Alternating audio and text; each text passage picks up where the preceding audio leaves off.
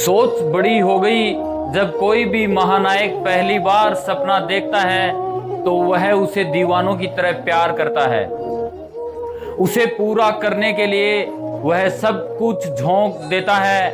वह बार बार गिरता है, उठता है, फिर लड़ता है, और जब तक लड़ता है जब तक उसकी सोच हकीकत में ना बदल जाए।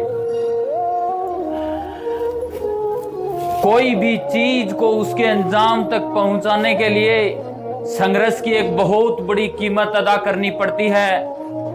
ना तकलीफ ना संघर्ष तो क्या मजा है जीने में। बड़े बड़े तूफान थम जाते हैं जब आग लगी हो सीने में। जिसको अपनी सोच और अपने सपनों से प्यार होता है उनके सीने अक्सर जल रहे होते हैं, और वो किसी चीज से घबराते नहीं हैं। दुनिया में कोई भी कामयाब स्टोरी ऐसी नहीं है जिसमें संघर्ष ना हो।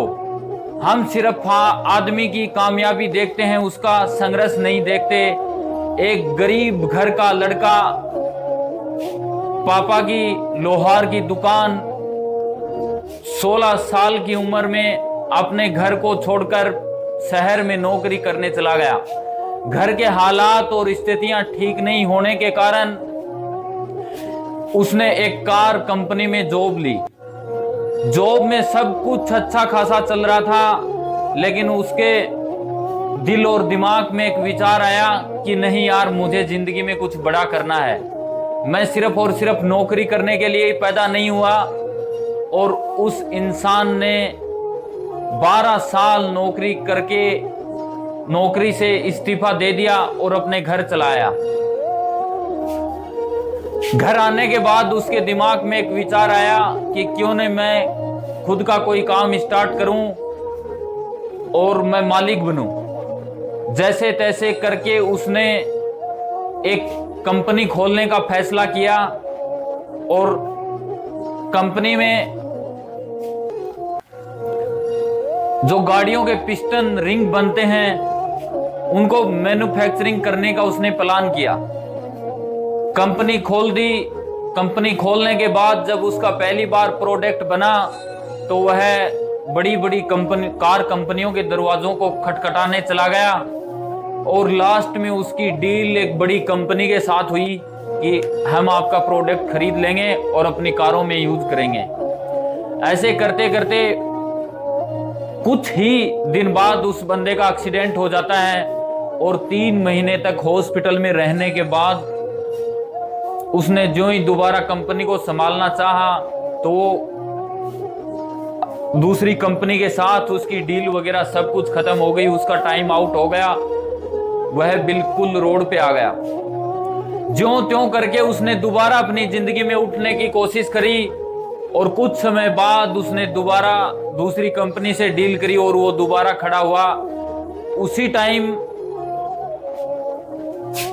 वर्ल्ड वॉर छिड़ गया और 1947 में जापान की हार हुई।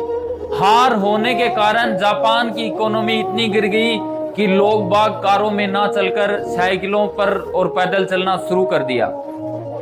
इसी बीच उसके दिमाग में एक विचार आया कि क्यों न एक ऐसी साइकिल बनाई जाए जिसमें एक छोटा सा इंजन भी हो।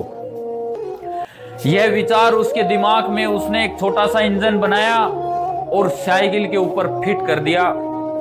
साइकिल के ऊपर फिट करने के बाद धीरे धीरे वो चीज लोगों तक पहुंची, तो वह उस चीज को बहुत ही अच्छा रिस्पॉन्स मिला, और उसने पहली अपनी मोटरसाइकिल यानी कि इंजन से चलने वाली साइकिल जिसका नाम रखा सुपर कैब, और वो लोगों में बहुत चली।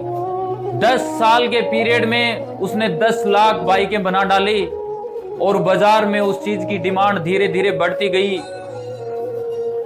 मैं बात कर रहा हूं जापान के एक व्यक्ति साइजीरो होंडा की, जिसकी कंपनी आज दुनिया के टॉप 10 ब्रांडों में सबसे ऊपर है।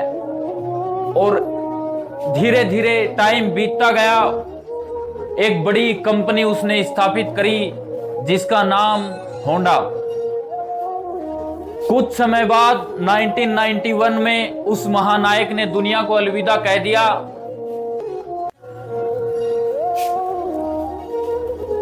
अलविदा कहने के बाद आज भी लोग उसकी बाइकों का यूज कर रहे हैं, उसको लोग जानते हैं। क्यों जानते हैं? वह एक गरीब घर से बिलोंग करता था, बहुत सी परिस्थितियां थी, बहुत सी उसके सामने चुनौतियां थी, लेकिन उसके दिमाग में एक विचार था कि मैं जिंदगी में कुछ बड़ा करूं। और जब इंसान के दिल और दिमाग में एक बड़ी सोच होती है तो उसके घर के हालात और परिस्थितियां और मजबूरियां और नाकामियां मायने नहीं रखती। और उसने दुनिया के